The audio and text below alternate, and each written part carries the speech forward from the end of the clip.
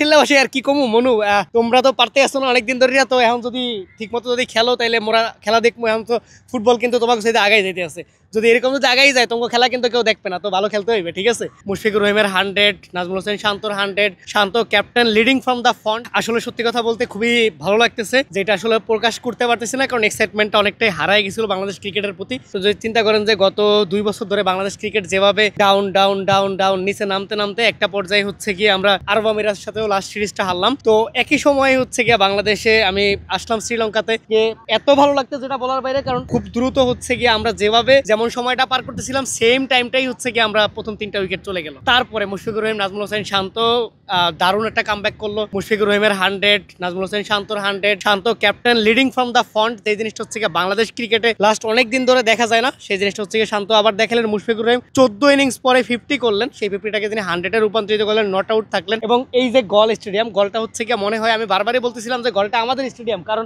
2013 সালে দেখেন আমরা প্রায় 700-র মতো রান করছিলাম। মুশফিকুর রহিমের ডাবল সেঞ্চুরি, মোহাম্মদ আশরাফুলের 190, তারপরে নাসির হোসেন 100 করছিল এই মাঠেই। তারপরে আবার 2017 সালে আমরা যখন এই মাঠে খেলতে আসলাম, তামিম ইকবাল হচ্ছে গিয়া 2 ইনিংস মিলে 170+ রান করছিলেন, মেহেদী হাসান মিরাজ 50 করছিলেন, সাকিব আল হাসান দারুণ ইনিংস খেলছিলেন, মুশফিকুর রহিম মেবি 84 এরকম একটা ইনিংস খেলছিলেন। তো একইভাবে হচ্ছে গিয়ে আজকে হচ্ছে গিয়ে গলে আমরা কামব্যাক করছি। তো এই জন্য বলা যায় যে গল আমাদের নিজেদের মাঠ, এবং হচ্ছে গিয়ে সব থেকে বড় যে ব্যাপারটা, এই যে টেস্টে হচ্ছে গিয়ে আমরা কামব্যাক করলাম, এই কামব্যাকটা হচ্ছে আজকেই হচ্ছে গিয়ে সোশ্যাল মিডিয়া দেখতেছিলাম যে বাংলাদেশ এই টেস্টও হারবে। আপনারা হয়তো অনেকে বলতে পারেন, বাট দ্য ফ্যাক্ট ইজ এই জিনিসটা হচ্ছে গিয়ে যে আত্মবিশ্বাসটা যে আমরা পারি, উই ক্যান ডু ইট, আমরা হচ্ছে গিয়ে পারবো, আমরা জিতবো, এই বিশ্বাসটা যদি থাকে আমি শিওর যে কালকে বাংলাদেশ টিম অলমোস্ট 500-600 রান করা সম্ভব এই উইকেটে, কারণ প্রথম 2 দিন উইকেট খুব ভালো থাকে। তো একইভাবে বাংলাদেশ দল যদি মুশফিকুর রহিম এবং নাজমুল হোসেন শান্ত কালকে যদি প্রথম ইনিংসটা শেষ করতে পারেন, সেশনটা শেষ করে দিতে পারেন, হয়তো বা ভালো কিছু আমরা আশা করতেই পারি। এবং বাংলাদেশ টিম এই টেস্ট মানে আজকে যেই ফ্লোতে আগাচ্ছে, সেগিয়ে জীবনের আমরা ভালো একটা সময় পার করতেছি, হয়তো বা আমরা এই টেস্টটা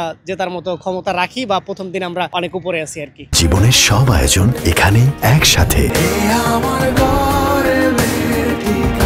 2 দিন আগেই বরিশাল থেকে ঢাকাতে ব্যাক করলাম, ঢাকা থেকে আবার শ্রীলঙ্কাতে আসা। এটা হচ্ছে গিয়ে এক্সপেক্টেড ছিল, কারণ বেশ কিছুদিন আগে প্ল্যান করছিলাম যে তো শ্রীলঙ্কাতে লম্বা একটা সময়ের জন্য আসলাম, 1 মাস বাংলাদেশের খেলা দেখবো, ঘুরবো, কারণ এইরকম স্টেডিয়াম, এইরকমের ওয়েদার, এইরকমের সব ধরনের ফ্যাসিলিটি চিন্তা করেন, কিংবা এত সুন্দর জায়গা, তো ইউরোপের মতো কাইন্ড অফ শ্রীলঙ্কা এমন একটা জায়গাতে অবস্থিত, যেই জায়গাটা হচ্ছে পৃথিবীর একটা হচ্ছে গিয়ে বিজনেস হাব ছিল একটা সময়। তো এই জন্য হচ্ছে গিয়ে শ্রীলঙ্কাতে আসা, এবং বাংলাদেশ টিম ভালো খেলতেছে, বাংলাদেশের খেলা দেখবো, এই তো এনজয় করতেছি।